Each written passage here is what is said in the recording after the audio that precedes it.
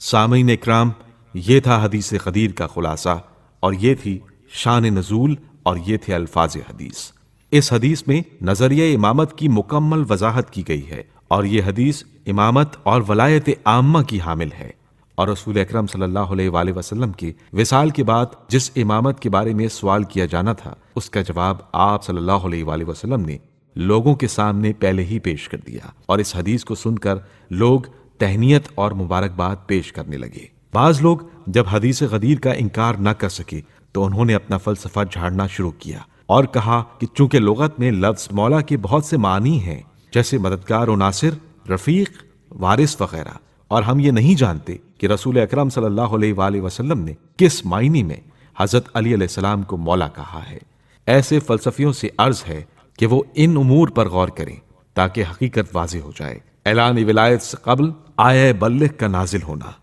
نبی اکرم صلی اللہ علیہ وآلہ وسلم کا اعلان ولایت کے لیے بیابان کا انتخاب اور آگے بڑھنے والوں کو واپس بلانا اور پیچھے والوں کا انتظار کرنا۔ کلام پیغمبر صلی اللہ علیہ وآلہ وسلم میں تینوں ولایتوں کا ذکر ہونا۔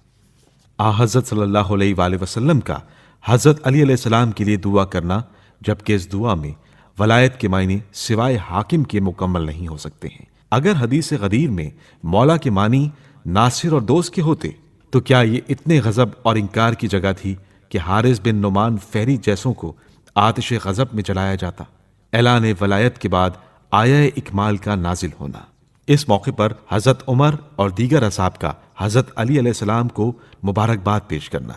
یہ اہتمام اس بات پر دلالت کرتا ہے کہ یہ ایک اہم مسئلہ تھا جس کے بعد خداوند عالم نے دین کو کامل کیا اور نعمتیں تمام ہوئیں۔ مذکورہ بالا نکات میں غور و فکر کرنے سے ایک عام انسان بھی سمجھ سکتا ہے کہ غدیر قوم کے اس تپتے ریگستان میں قافلے کو روک کر جو اعلان کیا گیا ہے وہ کوئی عام اعلان نہیں تھا۔ رسول اکرم صلی اللہ علیہ وآلہ وسلم کا مقصد صرف حضرت علی علیہ السلام کا دوست ہونا یا مددگار ہونے کو بیان کرنا ہوتا تو وہ مدینہ منورہ پہنچ کر بھی کر سکتے تھے، اور پھر صرف دوستی کے اعلان نہ کرنے پر رسول اکرم صلی اللہ علیہ وآلہ وسلم کے لیے اللہ تعالیٰ کی طرف سے اتنی بڑی تنبیہ نہ ملتی کہ رسول کی تمام محنت ہی رائگاں ہو جائے۔ پھر حضرت عمر اور دیگر اصحاب کا جوش و جذبے کے ساتھ مبارکباد دینا اس بات کی دلیل ہے کہ یہاں مولا سے مراد صرف مددگار یا دوست نہیں بلکہ وہی ولایت عامہ ہے جو رسول اکرم صلی اللہ علیہ وآلہ وسلم کو مومنین کے نفسوں پر حاصل تھی۔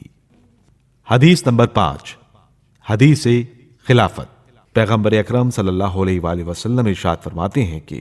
لا يزال الدين قائما حتى يكون 12 خلیفة من قریش۔ دین اسلام قیامت تک باقی رہے گا اور تمہارے 12 خلیفہ ہوں گے جو سب کے سب قریش سے ہوں گے۔ شیخ قندوزی وغیرہ نے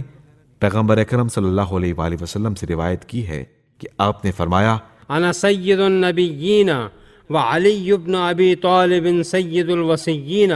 وان اوصیائی بعدی 12 اولهم علی بن ابی طالب وآخرهم القائم۔ میں نبیوں کا سردار ہوں اور علی وصیوں کے سردار ہیں، اور میرے بعد میرے 12 وصی ہوں گے، ان میں سے پہلے علی ابن ابی طالب اور سب سے آخری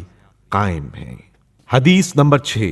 علی کی امامت کا منکر، اللہ کی ربوبیت کا منکر۔ شیخ صدوق اپنی کتاب